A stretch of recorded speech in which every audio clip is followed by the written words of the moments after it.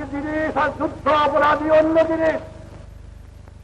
আজ আমার স্মরণ করতে হয় 130 লক্ষ লোককে হত্যা করেছে, 1 কোটি লোক গ্যাস ত্যাগ করেছে, 2 কোটি ঘর বাড়ি জ্বালিয়ে দিয়েছে, রাস্তাঘাট সরকার করে ভেঙে দিয়েছে, নৌকা জাহাজ ডুবিয়ে দিয়েছে, বৈদেশিক মুদ্রা চুরি করে নিয়ে গেছে, কারেন্সি নোট জ্বালিয়ে দিয়েছে, গুদামে খাবার নাই, আর কান ফুটিয়ে আমার বুদ্ধিজীবীকে ঘর থেকে দিয়ে হত্যা করেছে।